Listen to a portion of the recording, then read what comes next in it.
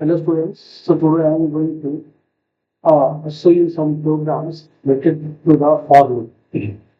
So see here, if you a simple program I will show you that if you want to print a table entered by a user any number. So it's table he wants to print, suppose 10 times of any number tables he wants to print. So how you can do it with the help of the for loop. So basically two types of the loops are there. One is the definite, another is the indefinite loop. So two types of loop we have. So for loop is called the definite loop. So for printing the table of any number, we take one variable num, and in this we will store the number input by the user. So with the help of the input function, so this is the input function int input, and in this case we write a message to the user, enter any number, enter any number. Okay, so by reading this message, user will enter any number. And after that, that number's table he wants to print it. For that, we use the for loop for I in range. Loop means iteration. It's the same piece of task we want to repeat many number of times. In that case, we use the loop. Range is a function which generates a list of number. So I want to print the table 10 times. So basically, I will write it here 1, comma, 1 is called the start value. So means the counting will start from 1. So first in I, the value 1 will be assigned. And the end value is 11 is less than 11 times. So range function will generate a number, list of numbers starting from 1 to less than 11, that is 10. And the counting will be done by 1. The third argument is called the step value. So this 1 means the count is number from 1 to less than 11. At one time count by 1. So it means 1 plus 1 2 plus 1 3 plus 1 4, like that it will do the counting. Now this is the colon, this is the syntax of the for loop. Now this is the block. Now inside the for block, whatever you write that will execute. How it will execute will take place? First in I, the value 1 will be assigned. So value 1 will be assigned here. In this case I. And 1 will be compared with the end value 11. Is 1 is less than 11 true? If it is true, then the block of code written inside the for loop will execute. So here we are going to print the table. So I'll write here print. And inside that I will write the number which table you want to print, number, comma. After that num you need a multiply symbol x. Okay, and after that you need a means suppose set table of 7, so 7 multiply 1. So the 1 is in the I. So again I write here variable name I, comma. Then the message will be 7 multiply 1 equals to. We need equals to. And after that again the value we need. So what is the value? The number and the I means 1 you have to multiply. 1 means 7, 1 is 7. So the number entered by user is 7, that is inside, that is stored in the num variable. So here you get the 7 multiply I value is the first time 1. So 7 multiply 1 equals to 7 will get the num. So you multiply the value stored in the num variable, that is the number what the user has entered. Now we multiply with the I. Understand? This is the scene here, students. So this is the entire code which will print to the table. Now we are going to save it. So see, I am going to save this program. So let me write here table. So I'm going to save this program by the name of table. Okay. So I've saved here. Now it is asking enter any number. So I am going to enter any number. Suppose I have entered here 9.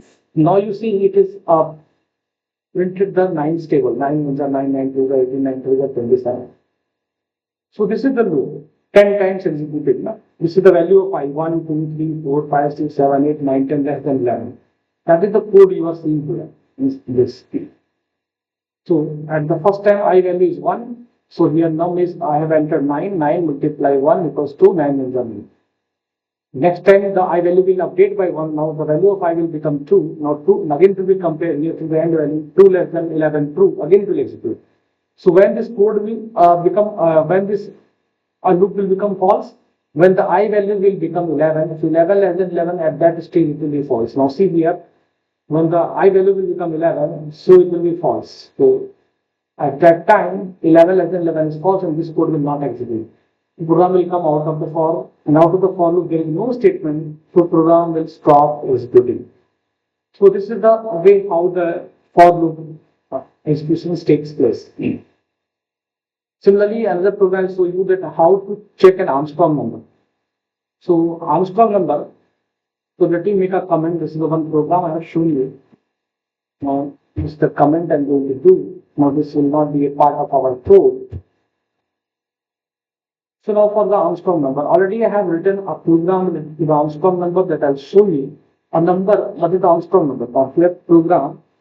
So let me write a comment in the single line comment that is the program to check an Armstrong number. Program to check an Armstrong number. So what is the Armstrong number? A number whose digits cube sum is the number whose digits cube sum is equal to the original number. For example, 153. 153 is the Armstrong number. So if you check the digits cube sum, cube of 1, what will do? Cube of 1. Cube of 1, that is the 1 multiply 1 3 times. 1 multiply 1 multiply 1, that is the cube. Plus 5 cube, that is 5 multiply itself 3 times. Then plus 3 cube. 3 multiply 3 multiply up to 3. So here the value, what is the value? If you calculate the value, 1 cube 1 will be 1. Now 5 cube will be 125. Now 3 cube will be 27. So when you add all these again, you will get what? 153. See, 125 plus 1, 126, 126 plus 27, 153. So this is an Armstrong number. So user will enter any number and we have to check whether that number is an Armstrong number or not. So the condition is that we have to find out the digits of the number and find its cube and then add it in some variable. In any variable, that is some variable. And if the sum is equal to the original number 53, then it is an Armstrong number. So students, already I have written a program about that. I'm just only going to copy it. I have already programmed. So this is the Armstrong number program. So let me open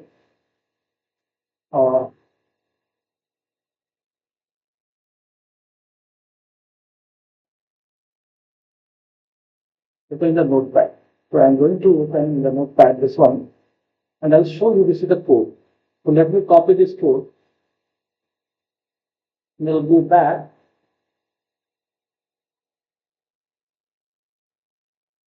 to here and I'll paste it. Now see, from the user I have taken a number to check the Armstrong number. So user has entered that number and stored it in the num variable. Okay. Now this num I have saved another variable same num because at the end of the num variable is going to be 0 when I will use inside the while loop. This is the indefinite loop. Now here I don't know that how many times this loop is going to be executed. So the condition for the termination of this loop I given till the number is greater than 0, you execute this task, do this task inside the while loop. This is called the indefinite loop. So if beforehand you are not knowing that how many times a particular piece of code, a group of code you want to execute, we keep it in the while loop. If you are knowing beforehand that how many times it takes, like in the case of the table, I want to print the table 10 times only. So here I am using the definite loop. But here I am not knowing that how many digits number user will enter. User can enter 3-digit number also, user can enter 5-digit number also. So if the 5-digit number, it will execute 5 times. If the user has entered 3-digit number, it will execute 3 times. Okay. So in that case, we use the while loop. So while num is greater than 0, here some variable I have used to store the sum of the digits cube. So while num is greater than 0, so yes, initially num stored 153 to 153 greater than 0 true. Now here I am finding the digit, last digit of the number. So if you divide any number by 10, this is modulus is used for the remainder. B is equals to num modulus 10. So basically what if any number divided by 10, so let me show you that also, then you be able to understand. Let me open one shell here. Okay. So in this cell, basically, I am going to give you that a number. Suppose inside a num equals to one value, I have passed 153. Now see in the num 153 is there. Let me make a small size. Yes, here. 153. Now this num modulus 10 I am showing you. Num modulus 10. So if num modulus 10 means it will give you the remainder. So when you divide any number by 10, you will get the last remainder which is remainder is 3. So means if in any piece operation you need only remainder, we use what? Modulus sign. So similarly in my code also you can see here I use the num modulus 10. So this will give me return the last digit 3. Digit I got, now this is digit exponent operator, digits cube I am doing and adding into the sum variable. So let me take here show you, I have going to take some variable, in that I will assign is 0. Okay, this is 0 only. Now, in the sum variable, what I am going to do, the digit just the num modulus 10 digit, let me fetch the digit again by writing the code, d equals to num modulus 10. So now this time, the 3 is stored in a D. Now what I am going to do, in the sum equals to sum plus, initially sum is 0, now I am going to plus what? Digit cube sum. So D exponent operator multiply, so exponent operator 3. So this will give me the digits cube, and this digits cube will be added in the sum variable, sum this stage containing what? 0 only. Now D got 3 cube 27. Now the sum will be what? 0 plus 27, 27 will be assigned to the sum variable. Now let me press the enter. Now let me write here sum. So what will get? Now see 27 you got here. And what is in D? Let me show you. If I type D, in the D there was 3. So here what 3 cube 27 is added to the sum variable. Understand? So that is the scenario thing here is going on. So while number is written because digit size expected, sum is here digits to 3 cube 27. Now the sum got 27. Now modulus here we are going to take the quotient value, floor division. So num divided by floor division 10, here you get the quotient value. So when you divide 3-digit number by 10, you get the 2-digit quotient. You can get the 2-digit quotient. So similarly here also you can see. So if you do num and do the floor division 10, so see num you got 15. Because the num I have 153 divided by 10, you don't need only to find the quotient. So when divide 153 by 10, you get the quotient 15 only. So that's why here now your 3-digit number becomes the last line. While as statement of the while loop is the update statement. So here we are updating the num of control variable. Now here we got seen in the num what 15. Now 15 greater than 0 2. Again it will divide the 15 by what? 10. We'll get the this time last digit will be 5. 5 cube will get 125, 27 plus 125, 152 will be assigned to the sum variable. Now 15 divided by 10 will get the quotient this time only what? 1. So see we have num 15. We have done, and last time when you divide 1 by 10, the last it will become what? 0. So when the num becomes 0, last moment num will become 0. See, let me show you here the same statement I will write here. Num, let me update it. Num equals to, and this statement what I written here. Now I'm going to write it here. Now you try to understand. So this is the num. Now num is updated. Num equals to num divided by 10. Now this time when I will print the num, we will get what? See 15. Understand? Now again if you write the same statement, see again if you write the same statement, now this time num is what? 15, and when you press enter keys, this time you see what we get in the num, this time 15 divided by 10 quotient will be 1. So here this time we get 1. See. Again if you repeat the same statement, so next time the num will become 0, because when you divide the num by 10 is 1 by 10, the quotient will be 0. Now see this time num value will be 0. So I am talking about this stage. So at one time, this number will become 0, the condition will be false and will come out of the loop. So you will get, you will get num 0 when all the digits of the number you expected and find its cube and add it to the sum variable. So now the sum is containing the digits cube sum. So here outside the while loop, now we compare if the same num, original number now num becomes 0. So that's why I copied this num in the same num. Now if same num is equals to sum, means if the sum of the digits of the cube is equal to the original number which is present in the same num, then it is an Armstrong number. So this is the code, student. Let me save it and execute it. Then we will be able to ask its output also. Now here I am going to enter 153. You see, it is an Armstrong number. Let me again execute the same code. Again execute. Now this time I will pass some other number, 568, 5698.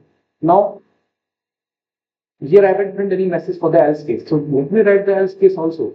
So else case means if it is not a true, then what? In that case I will print. not an Armstrong number. This I'll copy and paste it over here. And what I write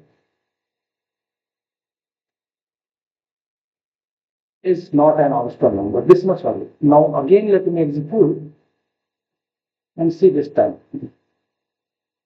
I'll pass some value 698.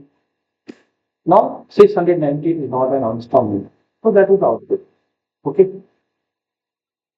Okay, understands? Okay, students. So now show you some other programs how to generate a patterns. So some programs I have in that option, I can show you that how to generate a pattern. So pattern simply like a number pattern. I'll show you here. The pattern may be like this: one in second line, 1, 2, in second line, 1, 2, 2, in then 1, 2, 2, 4, 1, 1, 2, 3, 4, 5. First type of the pattern, if you want to print students. So how you can do it? I want to print this pattern.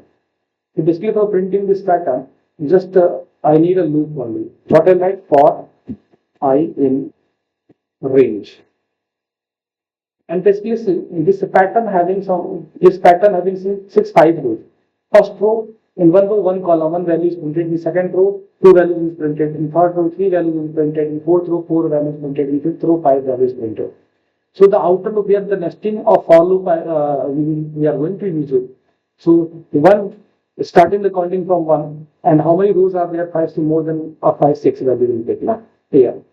And by default, it will count by one only. So here now we are going to print it.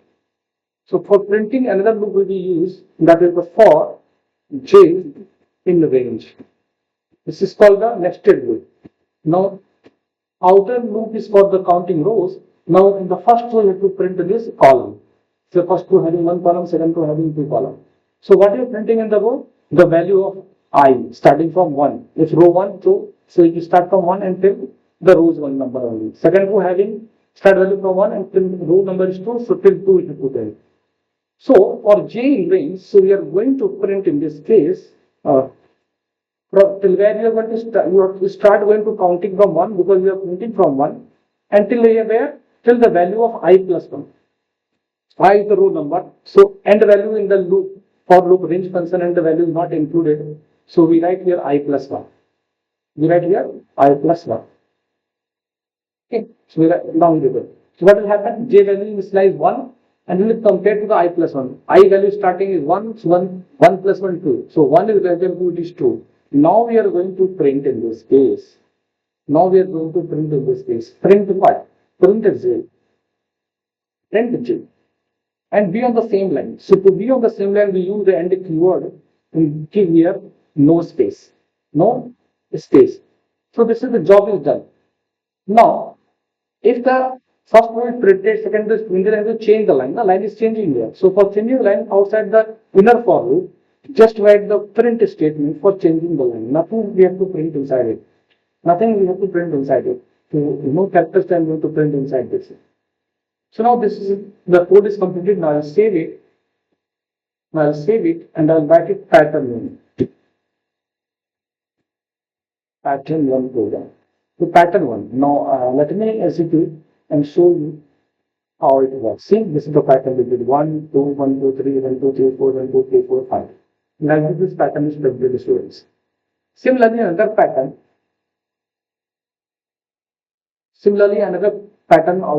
also you can let me show you some another patterns like here. This is the one pattern.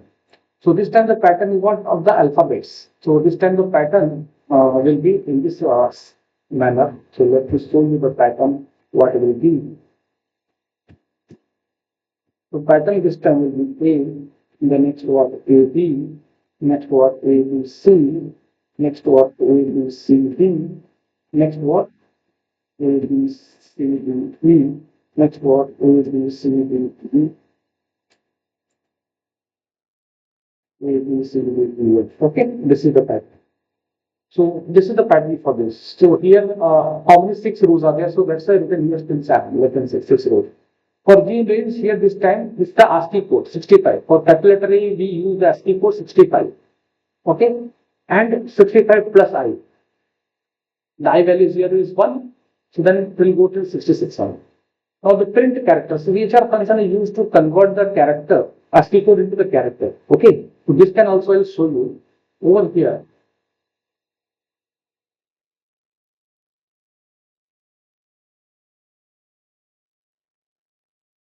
So let me open the Python shell and let me write here CHR function. To the CHR function, students see if I will pass 65, this is the decimal code. If I will pass 65, what you're going to get? See letter A. So that's why this logic I'm going to use it. So if you pass to the CHR function, the decimal code of letter A is 65. So this will get the letter A. So that I am using here. 65 plus I means the next letter will be part here 66, that is B. So for J in range 65 comma 65 plus I, now print character J. So 65 will be A and here one character space is given. So if I'll execute this code, you get one space between the A and B. So let me remove this space. Then not get any space. Okay. Now this is for changing the line. Okay, this is the entire code. So let me execute this one and show you how it will be done. See A, B, C, D, A, B, C, D, A, B, C, D, E, F. This is the output you are going to get here. Same. Understand? See the same one. So this is all for the today's students. Prepare well for the exam. Thank you. Thank you.